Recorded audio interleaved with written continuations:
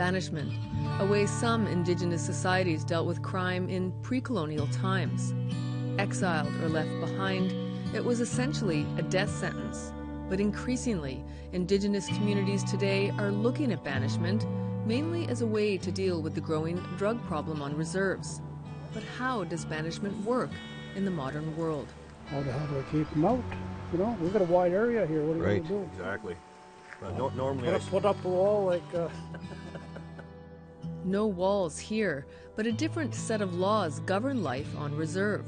Canada's Indian Act. And the Tobic Chief and Council are using it to create a bylaw on banishment. I feel that people are, kind of getting a hint of reality and saying maybe it's time to turn my life around. It's the only way it's going to stop people, deter them from selling drugs, so be it. When you banish someone who is already going through the Canadian legal system, you may end up actually treating an Indigenous person twice as hard. Tobic, or Ngutkuk, is home to the Wolastoqiyik, First Peoples also known as the Maliseet. Tobic is one of several Wolastoqiyik communities in New Brunswick. Their traditional territory hugs the long and winding Wolastoq, or St. John River. It was a smaller knit community as I was growing up. There wasn't as many people here, but you knew everybody.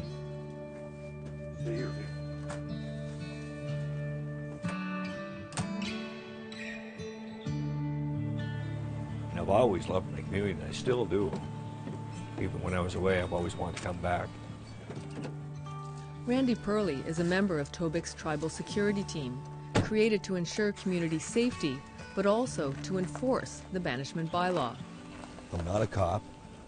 I don't arrest anybody. I don't charge nobody. I don't take anybody to jail.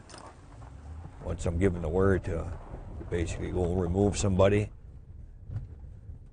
I'll do it. That's what I'm being paid to do. Purley tracks suspicious activity on the reserve. They think they're being sneaky. Again, we all know who's doing what. Chief and Council unanimously passed the banishment bylaw in 2017, a reaction to a growing opioid crisis and a death related to the drug fentanyl in a Mi'kmaq community 3 hours east of Tobic.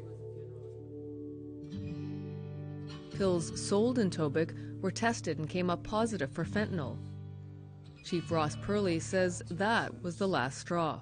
The purpose of the banishment law is to hopefully deter potential dealers from getting involved in that criminal activity that can get you banished from your community, from services, from your families for extended periods of time. I'm tired of my people being killed over pills. I guess that sometimes they don't know what they're messing with. It takes their life, and it has done that to a couple people already.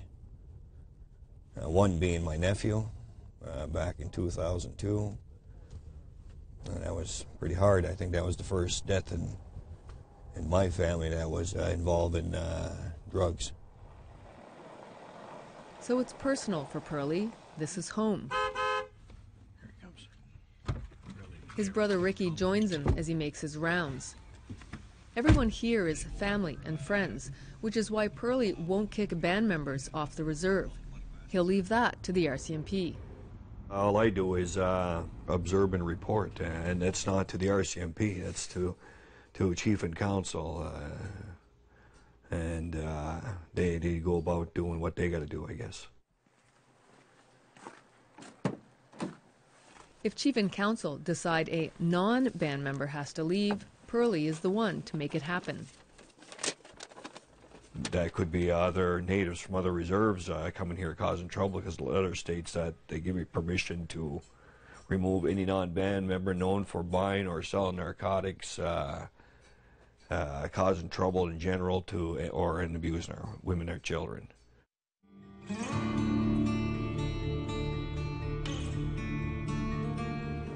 Pearlie runs into friend and elder Victor Bear, who isn't aware of the banishment bylaw.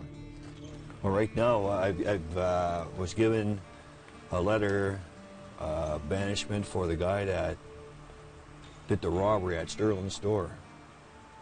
Is he a native? No. Get him out of here. Pearlie has kicked around a dozen people off the reserve. But do you banish your own?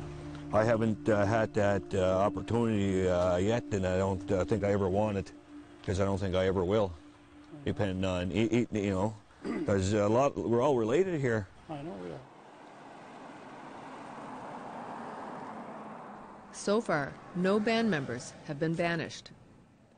I'm pretty sure that's going to be a deterrent for some to quit selling, but what they have to do is they need to start with one person, I guess, to banish them from the reserve, and for it to really take effect, I guess. If they don't do it, then what's the use of having it? Ross Pearlie said the banishment bylaw wasn't an easy decision. All of us on council wrestled with it because we all have family members and friends that are either involved or are drug abusers. So it is hard, but in the end we pledged to do what was best for the community as a whole. And Community reaction was mixed, with both support and backlash. some members of our council, their properties were damaged, and that's not going to stop us from doing what's right for our community. Hopefully I can help at least one person. Some people were mad at me. Some people started writing on my truck, What were they writing? rat and stuff like that. When you first started? Yes. Does that still happen? No.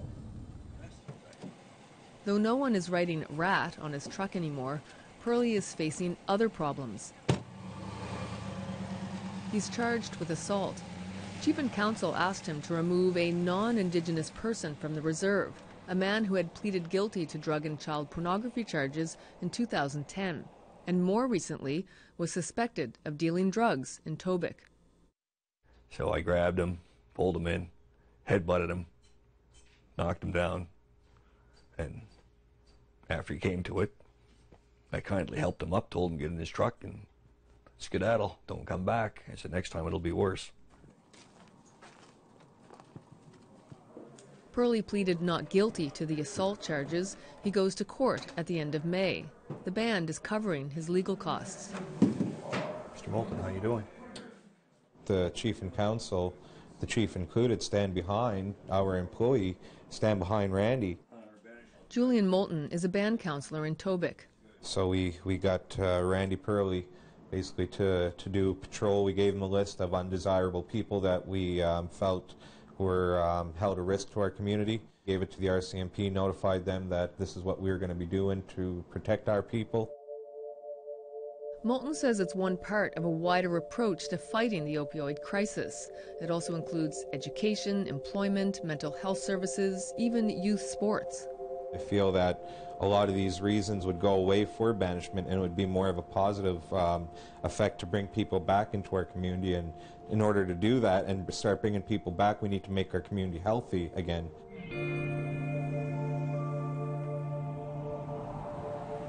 Banishment is a last resort, and one that raises big questions.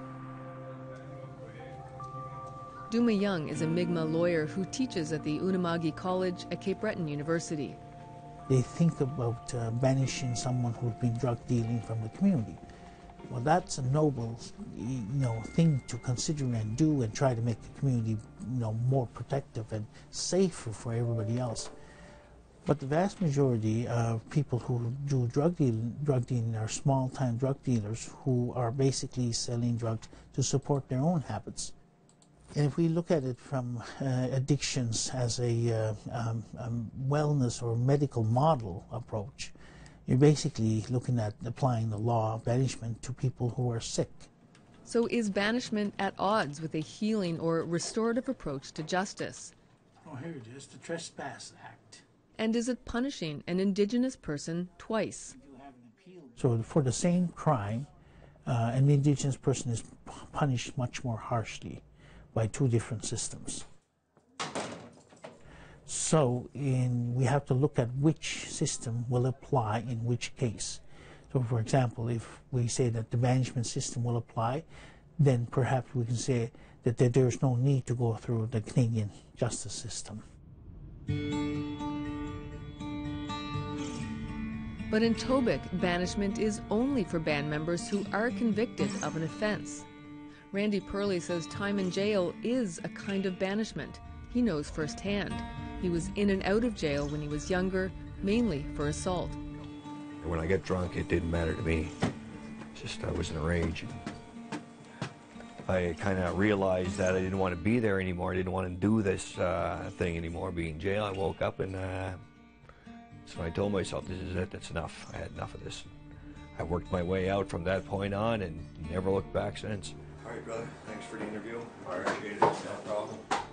It's ironic now that Purley is facing assault charges again, but in his role as tribal security. And if I'm going to get charged, then so be it, I guess. So be it. Banishment is hard to enforce.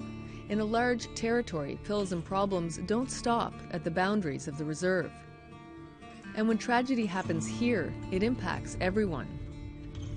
When we come back, Purley gets a call. It's bad news. And a Mi'kmaq man banished 30 years ago is now counted on to come help. Everybody needs a second chance, and I was given that.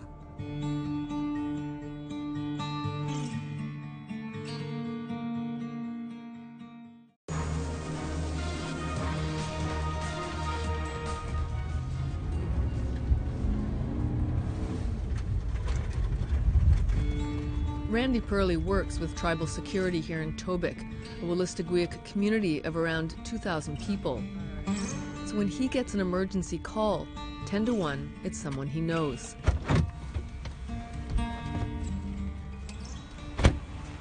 What's going on? Today, there's been a sudden death. My second cousin, well, I've known her all my life. And right now, I guess she passed away. Her family members are in there right now.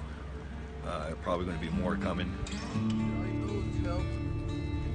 are you going to stay with Mom? Yeah, I'll be here. Okay. I'll be here. Purley stays until there's no more he can do and then heads home. It's awful. I had no words hard to find for something like that. So I'm going to probably end up going through that several times over. It doesn't get any easier, mind you. Today's tragedy makes it clear just how closely everyone here is connected. Banishment is a double-edged sword, a means to protect the community, but one that can cut kinship ties.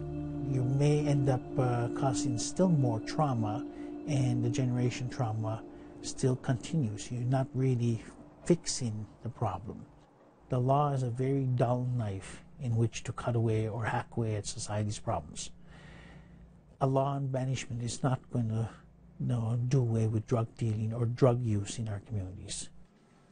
Mi'kmaq lawyer Duma Young says banishment creates a tension between collective and individual rights. He says constitutional challenges are likely and expensive. If we're really serious about it, we can't be passing a law and then relying on the Canadian state to enforce, to implement, to challenge, to do all this stuff. And basically, we have to take responsibility for creating the rules that govern how we are to live with each other. At the end of the day, that's really what laws or our bylaws or our Indigenous legal principles are supposed to be about. How to regulate human behavior. And that is a very, very difficult thing to do. In Tobic, Chief and Council say the bylaw is an assertion as a sovereign nation, but they are using the trespass law built into the Indian Act to do it, and expecting the RCMP to enforce it. Chief Ross Purley says the band is simply using the legal tools available. We wanted a law that would stand up in the Canadian system. Before it can be tested, it has to be enforced. So we rely on the RCMP, and when the RCMP aren't acting as effectively as we would like, or the community likes, it's very frustrating. Tribal Security provides intelligence to the RCMP. They know they have the support, full support of the Chief and Council, but yet very little action. Pearlie gets a call from another Tribal Security member. Are you guys done? A tip on someone selling pills. Yeah, I'm going to pass that information on to the RCMP and see what they do with it, I guess. So I don't tell them my sources and they don't tell me theirs, I guess. The RCMP declined an on-camera interview, but the tension lies between the evidence required by police to get a warrant or lay charges and the common knowledge in the community about who's dealing drugs.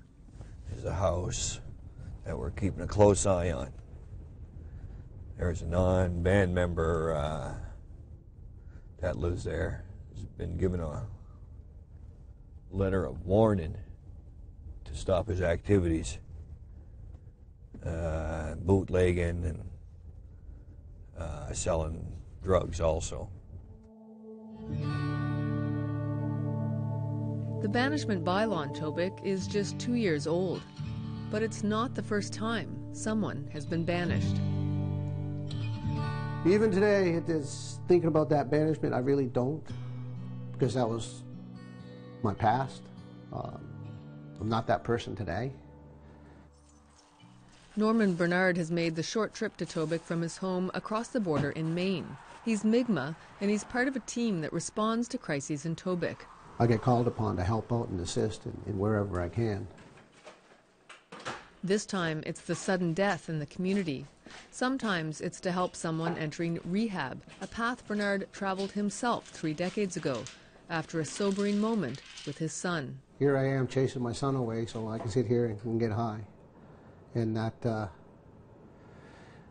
really weighed a little heavy on me, I guess. And I can still feel a little emotional about it, but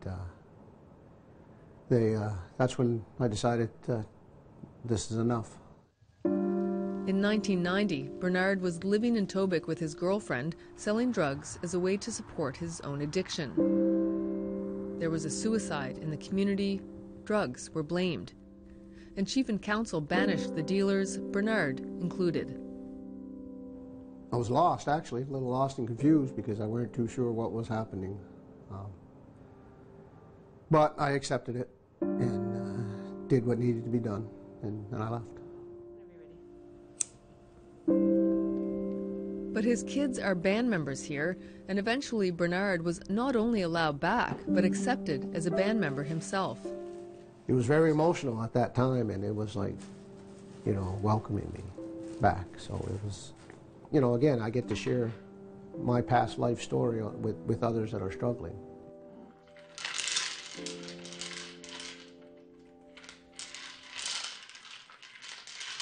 People change and grow, and Tobic's banishment bylaw today allows for that. It's not permanent. People can come before a council of elders and ask to come home. For Bernard, Tobic has become a place of healing.